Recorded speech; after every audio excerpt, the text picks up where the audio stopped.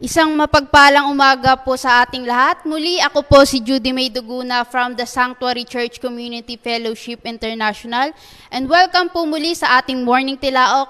Bago po muna ang lahat, tayo po muna ay manalangin.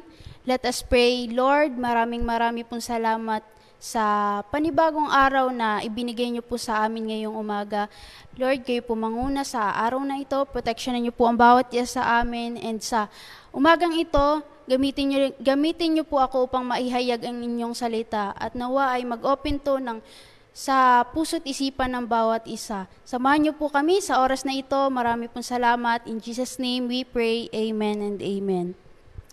So, yung theme po natin ngayong week is about Emmanuel. Kaya yung verse po natin ngayon ay matatagpuan po sa Psalms chapter 33 verse 22. Sabi po dito, "Let your steadfast loving kindness, O Lord, be upon us in proportion as we have hope in you." Kaya yung prayer focus po natin ngayon is prayers to fulfill our mission in this chaotic world. So yung title ko po ngayon is, Sino ang pagbubuksan mo? So sino nga ba ang pagbubuksan mo? Since December na po ngayon, kung babalikan po natin yung theme na balikan po natin yung time na ipinanganak na si Lord, di ba po 3 pintuan yung kinatukan nila Joseph and Mary na kung maaari ay makituloy sila dahil manganak na si Mary. Pero sa 3 pintuan na yon, ni isa walang nagbukas. It means 3 beses din ni-reject nila si Lord. Sa atin po, kapag kumatok sa atin si Lord, pagbubuksan po ba natin siya? Would you allow to enter God? Or i-reject lang din natin siya? Dalawa lang naman po yung maaaring kumatok sa atin. It's either si Lord yung pagbubuksan natin o yung kaaway. Si Lord yung papapasukin natin o yung kaaway. So, gusto ko lang po i-share yung napaginipan ko po nakaraang gabi. That was Tuesday po ng gabi. Napaginipan ko po is, hindi ko po alam kung bakit ko po napaginipan yun, but maybe siguro related din siya sa ituturo ko now.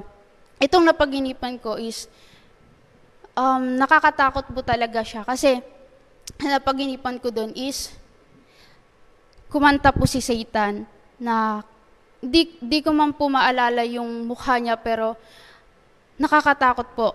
And dun sa panaginip na yun is kumanta siya sa isang bata na may hawak na konsilyo. And in the child, I see pride, rebellion, at killing. And may mga pinakita sa akin na puro sins, pero di ko matandaan kung ano yun. Hindi ko po matandaan yung buong kanta, pero yung kanta na yun, yung bawat word is magkakarime. Pero may lyrics lang po ako na naalala, and sabi niya po doon, "Just keep opening the door, let me in, and you are mine." Habang nakatingin siya dun sa bata na gumagawa ng kasalanan. And after that, doon na na-end yung panaginip ko. And napaisip ako, ba't siya kumanta, and ang ganda ng boses niya, yung bawat word is magkakarime. And then I remember na, oo nga pala, Satan is a worshiper dati. Parang yung ibig sabihin lang po ng panaginip na to, nung lyrics na to, na yun na once na nireject natin si Lord, hindi natin pinapapasok Lord sa buhay natin. Kapag pinagpatuloy natin yung ginawa nating kasalanan, we are not opening the door to enter Jesus into our life. Instead, habang gumagawa tayo ng kasalanan dito sa mundo, habang pinagpapatuloy natin to, we are allowing to enter Satan into our life. We're just opening the door for Satan to let him in. Sabi nga din dun sa lyrics, di ba? Just keep opening the door, let me in, and you are mine. Kaya, nung habang gumagawa po ako ng ituturo ko, I pray talaga to God kung ano yung gusto niyang ipahiwatig. I pray to God kung ano yung gusto niyang word na i-share ko. And pinag-pray ko po din talaga kung ano yung ibig sabihin ng panaginip na yun. Tas, maya-maya biglang pumasok sa isipan ko yung word na, sino ang pagbubuksan mo? That's why I came up to this title na, sino ang pagbubuksan mo? Sa atin po, sino ang papapasukin mo? Would you allow God to enter your life? Or would you allow Satan to enter into your life.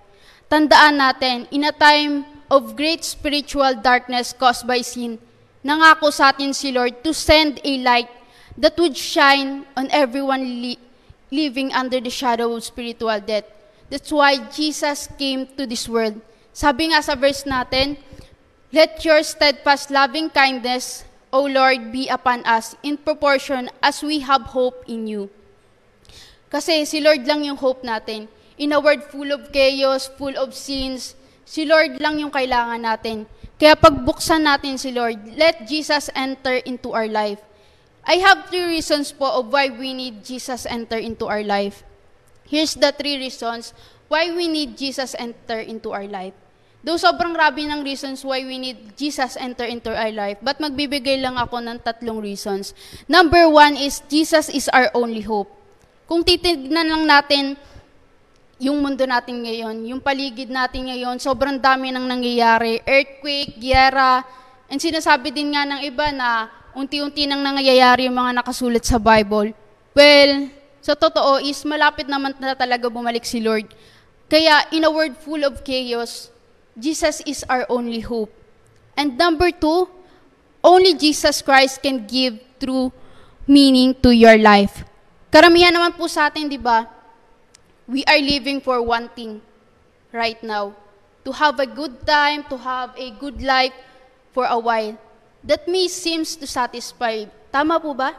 Minsan sa kagustuhan natin na magkaroon tayo ng magandang buhay, magkaroon ng magandang bahay, nakakalimutan na natin si Lord. We ignored Him. We reject Him. Tandaan natin, maaari tayong malinlang ng mga magagandang buhay dito sa mundo. And di natin namamalaya na napapalayo na tayo kay Lord. We're ignoring na pala yung God's calling. God's knocking on our door, but we ignored Him. We're closing the door. Tandaan natin, only Jesus Christ can give true meaning to your life. If we only open the door for God to enter into our life. Number 3, Jesus is the only one who can save us. So in this world na puro kasalanan, puro kaguluhan, sino sa tingin natin yung makakapagligtas sa atin? Pera? Mahaling kagamitan? Maharing kagamitan natin? Sarili natin? No. We all know na mamamatay din tayo, pero hindi natin alam saan tayo pupunta. Our money can save us. Only Jesus can save us from our sins.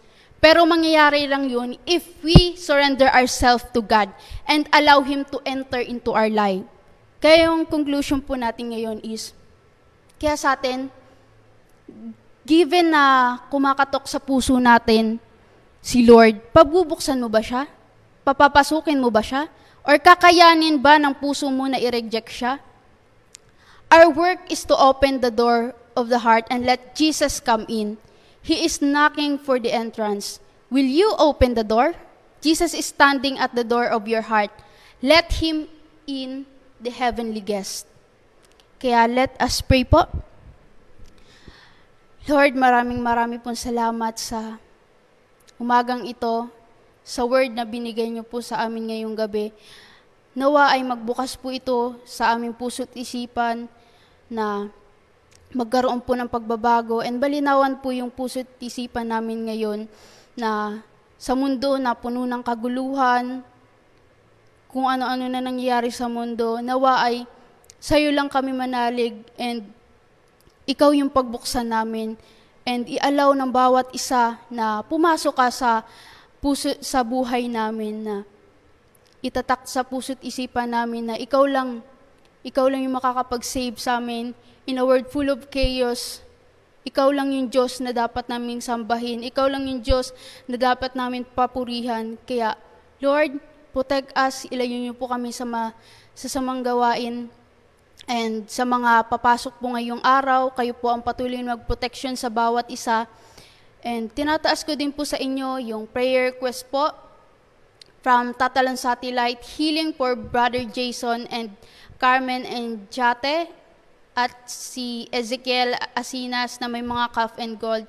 Lord, kayo po ang manguna sa buhay ng family Asinas, ng family ni Kuya Jason and Ate Carmen and sa mga anak niya.